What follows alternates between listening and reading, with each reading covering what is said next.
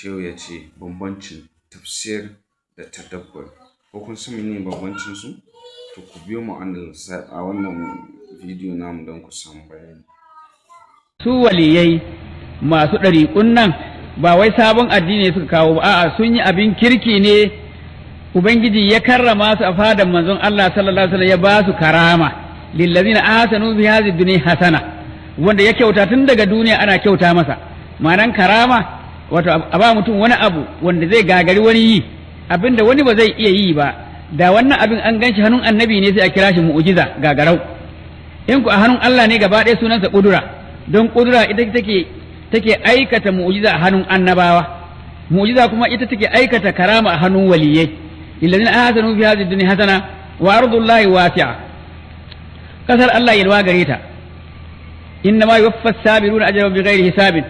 Ko dai kai hakuri duk abin da zai same ka akan addinin ka, duk inda kai hakuri a baka lada ba iyaka, ko kuma ka koma inda zaka je kai ibada.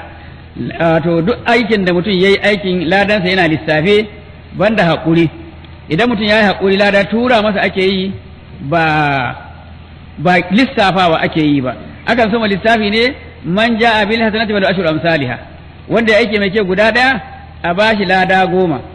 Idan ya ci gaba ya kai lokacin da in ya aike guda daya bashi 700.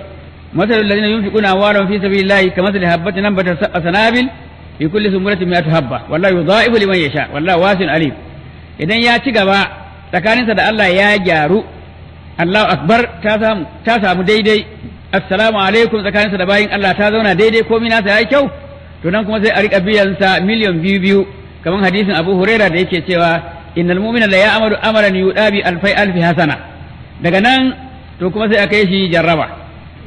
Wala nablu annakum shay'in min al-khawf wal-ju'i wa naqsin min al-amwali wa nafsi as-samara bashir as-sabirin. Ai ta jarraba sa kamar yadda aka yi wa annabi Ayyuba, ai ta jarraba sa, a jarraba shi da wannan duk gaba ki dai haƙura dai ya gode wa Allah dai ya roƙi Allah dai ya yaye, bai nuna raki ba, bai yin maganganu marasa ki ba. A'a ni ban san abin da nayi ba, kwanan ba kaza ya same ni, haka bara ma kaza ya same ni, haka kaza ya same Allah kake tuhuma? Kai bawansa ne yayi maka mana yadda yake so duka. In yayi maka mai daɗi ka gode, ya ƙara maka, in yayi maka ba daɗi ka tuba, sannan kai haƙuri ya baka lada ba iyaka. To daga nan sai a rika ba mutum lada ba iyaka.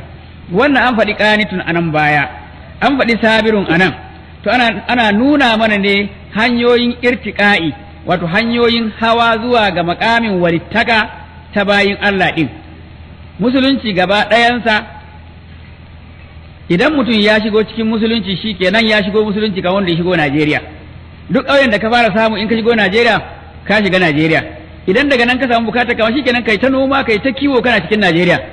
Amma in kana so fiye da haka fa, in kuɗi ne, in mulki ne, to sai ka wuce wannan ƙauyen fa, ka shiga manyan garuruka, musamman in mulki kake nema. To idan mutum yana cikin musulunci, wato idan kun yi tunanin wannan bidiyo ya yi zarfi, wannan bayanan sun yi zarfi ko sun gamsar da ku, to ku jira zuwa bidiyon mu na gaba ku saurara abin da shi da yake cewa.